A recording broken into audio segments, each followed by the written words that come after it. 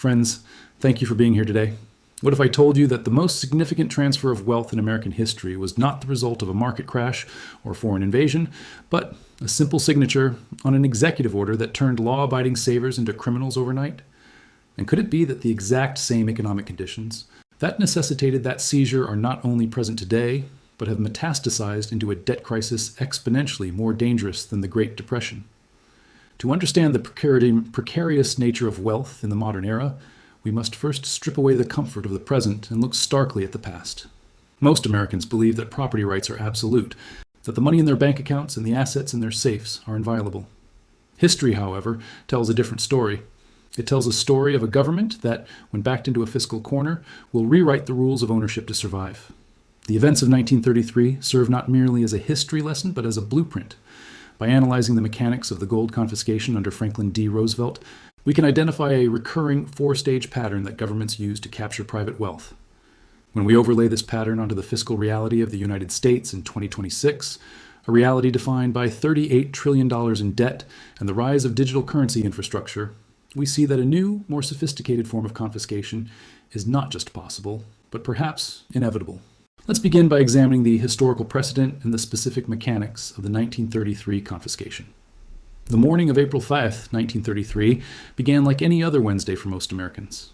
They had no idea that by the end of the day, the fundamental definition of money and property in the United States would be irrevocably altered.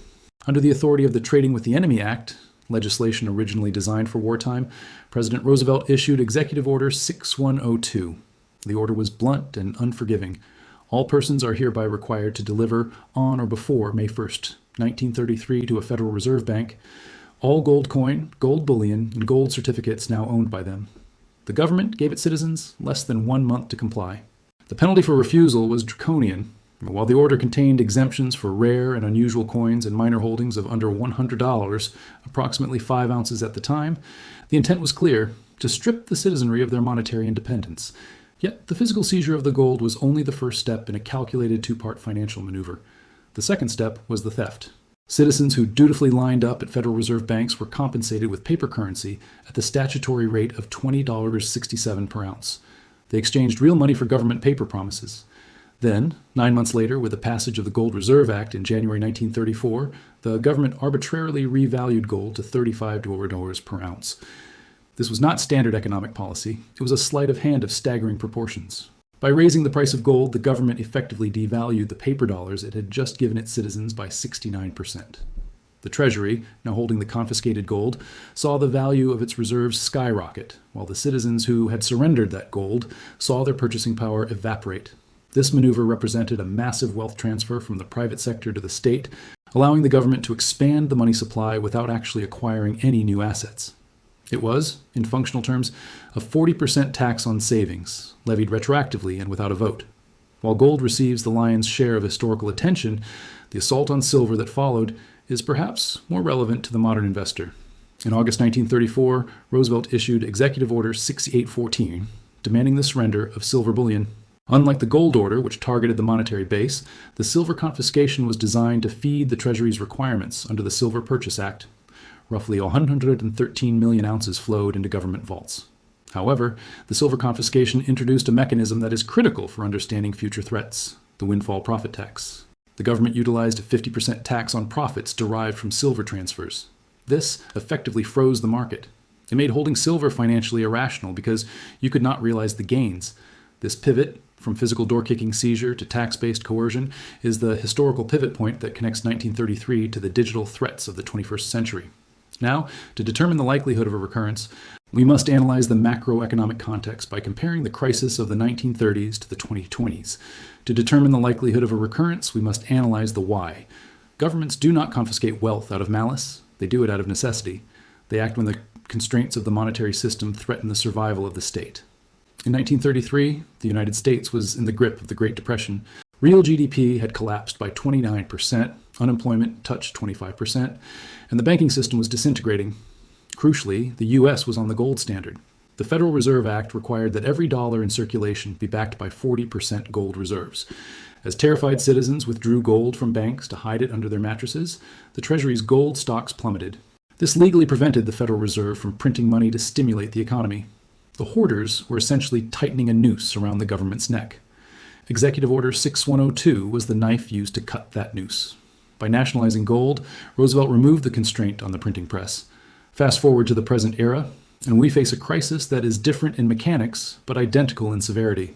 We are no longer on a gold standard. Since the Nixon shock of 1971, the world has operated on a debt standard. The constraint today is not a lack of gold, but a saturation of debt. As of late 2025, the U.S. national debt stands at approximately $38.4 trillion. The velocity of this debt accumulation is terrifying, growing by roughly $6 billion every single day. But the headline number is less important than the cost of servicing it. Interest payments on the national debt have now surpassed the budget for national defense, approaching $1 trillion annually. We have reached a mathematical event horizon where the government must borrow money simply to pay the interest on the money it has already borrowed. This creates a debt spiral. Just as the gold hoarders of 1933 restricted the government's ability to function, today's debt load restricts the Federal Reserve's ability to manage the economy. If the Fed raises interest rates to fight inflation, the interest payments on the debt become insolvent. If they lower rates to save the government, inflation destroys the currency. The entire global financial architecture is built on the premise that U.S. Treasury bonds are risk-free. This faith is the collateral for the world's banking system. If that faith cracks, if the U.S. ever technically defaults, the global economy would implode within 48 hours. The government is therefore trapped. It needs a way to restructure the system, manage capital flows, and keep citizens trapped within the dollar ecosystem while it inflates away the debt. Just as in 1933, the state requires total flexibility, and just as in 1933, private ownership of hard assets stands in the way. This comparison leads us directly to the critical divergence between the past and the present, the shift from physical confiscation to digital encirclement. Many precious metals investors prepare for a repeat of 1933. Federal agents knocking on doors, searching safes, and physically hauling away bullion. This scenario is highly unlikely in the modern era for three primary reasons: logistics, utility, and politics. First, gold ownership in 1933 was concentrated in bank vaults in the hands of a few wealthy individuals. Today, ownership is dispersed among millions of citizens, hidden in private safes, buried in backyards, and stored in offshore jurisdictions. The logistical cost of physical seizure would outweigh the value recovered. Second, because the dollar is no longer backed by gold, the government does not need the physical metal to print money. Third, in the age of the internet and social media, the optics of armed agents seizing family heirlooms would trigger immediate mass noncompliance and political suicide. However, the absence of physical confiscation does not mean your wealth is safe. The government has learned from history. The modern confiscation will not be a physical seizure. It will be a digital encirclement. The objective remains the same: to prevent capital flight into hard assets and to force citizens to hold depreciating paper currency. The tools, however, are far more elegant and harder to resist. The first arm of this encirclement is the weaponization of the tax code. We must recall the silver windfall tax of 1934. Today, precious metals are already penalized with a collectibles tax rate of 28%, significantly higher than the standard capital gains rate for stocks. In a declared fiscal emergency, it takes little imagination to foresee a scenario where this rate is hiked to 80% or 90%. If the government imposes a punitive tax on the sale of gold and silver, they do not need to confiscate it. They effectively render it illiquid. You still own the metal, but you cannot use it to interact with the economy without surrendering the majority of its value to the state. The second arm is the surveillance of transactions. The infrastructure for this is already largely in place. Dealers are required to file IRS Form 1099-B for certain transactions, and the threshold for reporting digital payments has been progressively lowered. The goal is the elimination of financial privacy. If every transaction is tracked, the black market is suffocated, and the ability to exit the fiat system unnoticed vanishes. The third and most formidable arm is the implementation of central bank digital currencies, CBDCs. While FedNow is technically a payment rail and not a currency, it lays the plumbing for a programmable digital dollar. A CBDC represents the ultimate tool of control. Unlike cash or physical gold, a digital currency can be programmed. It can have an expiration date to force spending. It can restrict what you are allowed to purchase. Imagine a scenario where capital controls are implemented to stop a run on the dollar. Under a CBDC system, the government could simply code the currency to disallow purchases of non-compliant assets like gold, silver, or cryptocurrency. Or they could implement negative interest rates, where your savings balance shrinks every month to stimulate the economy. In this environment, physical cash is eliminated, and physical gold becomes difficult to buy or sell. This is the modern version of Executive Order 6102. It is cleaner, quieter, and infinitely more efficient. The final element of this modern playbook is the bail-in. Following the 2008 financial crisis, laws were changed in the US, Europe, and Canada to protect the system from future bank failures. Instead of a bailout using taxpayer money, banks can now utilize a bail-in, seizing the funds of unsecured creditors, which includes depositors with balances over the FDIC limit, to recapitalize the bank. We saw a dry run of this in Cyprus in 2013. If a banking crisis hits, your liquid cash could be frozen or converted into bank equity overnight. This traps wealth within the collapsing system, making the liquidity of physical precious metals outside the banking system the only true escape valve. I want to pause here for a moment because this concept of digital encirclement is critical. Have you noticed these tightening restrictions in your own financial life? Perhaps intrusive questions when withdrawing cash or unexplained delays in transfers? Drop a comment below with your thoughts and experiences. Do you believe we are already in the early stages of this new confiscation?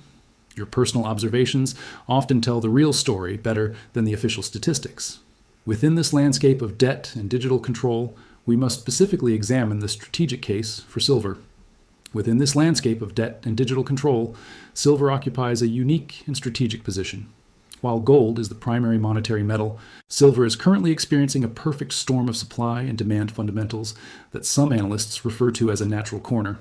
The silver market is defined by a structural deficit. From 2021 through 2025, the cumulative shortfall between supply and demand reached nearly 800 million ounces. This is not a temporary blip. It is a structural reality caused by the dual nature of the metal.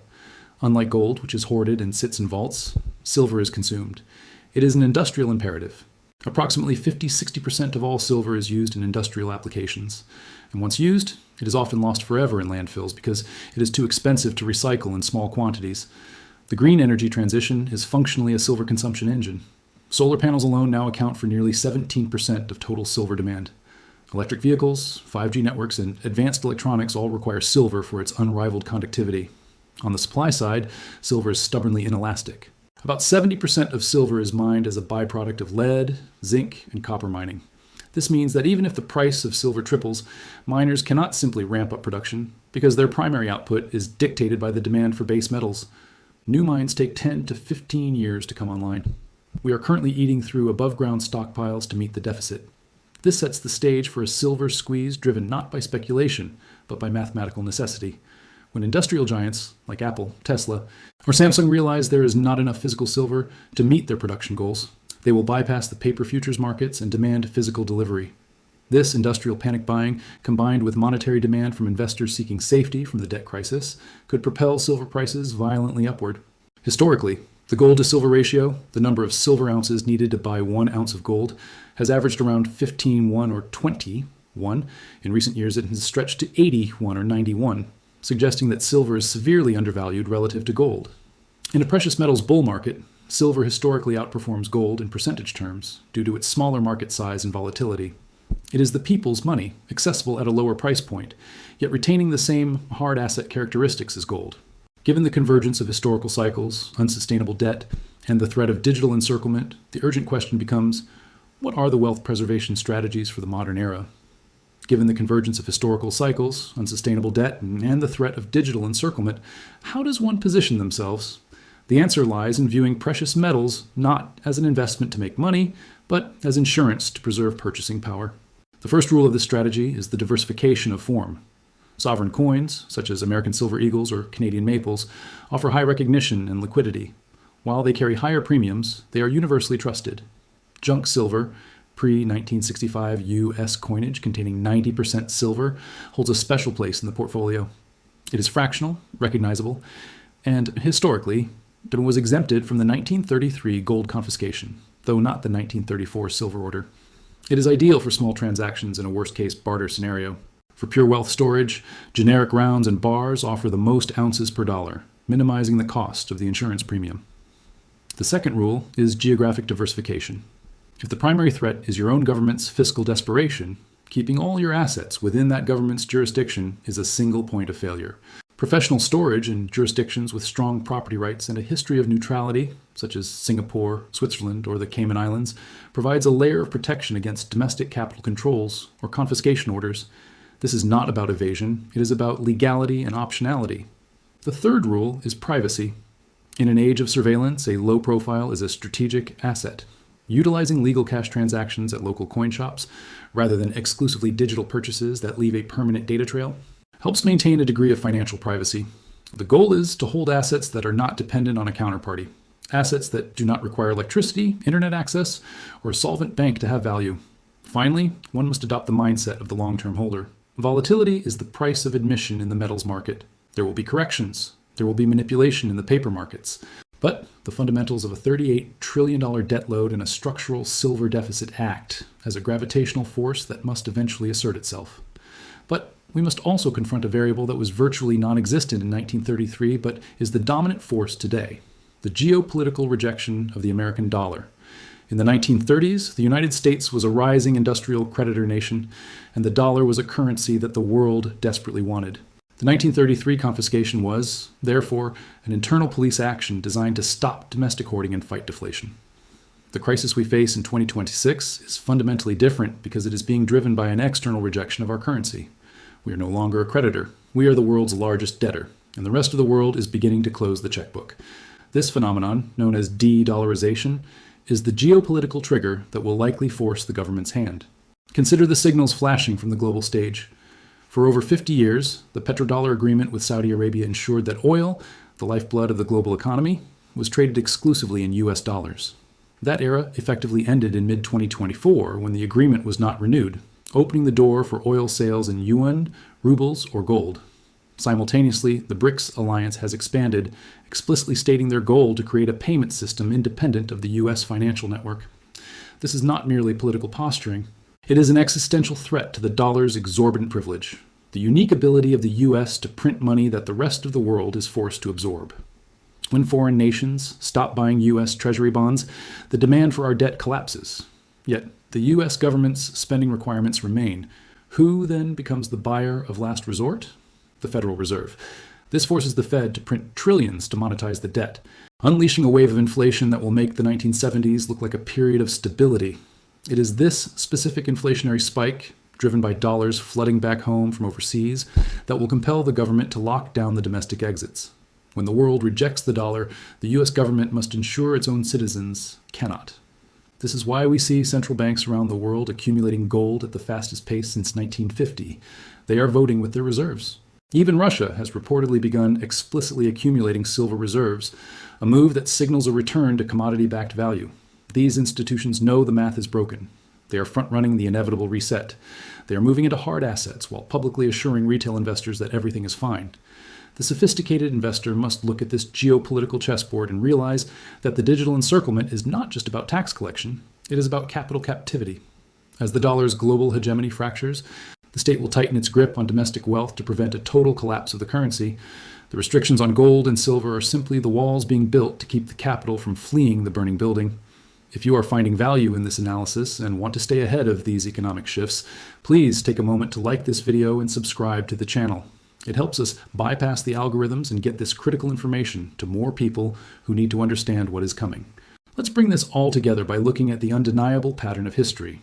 We are living through the rhyme of history. The details change, the specific laws, the technology, the geopolitical actors, but the underlying pattern of government behavior during a currency crisis remains absolute. It is a four-stage cycle that is repeated from Rome to Weimar Germany to the United States in 1933. Stage one is the crisis.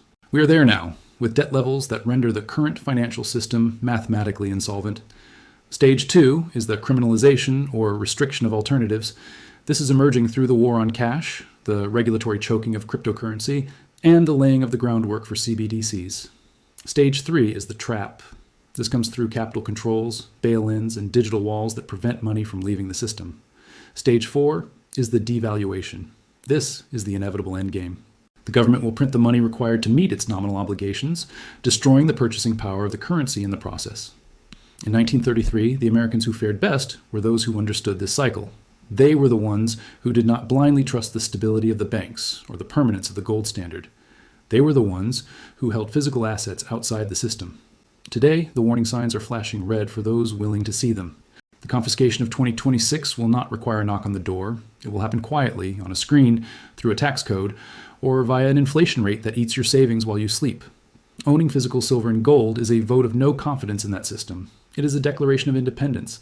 It is the realization that in a world of digital illusions and paper promises, the only things you truly own are the things you can hold in your hand. The melody of the 1930s is playing again. The question is, are you listening?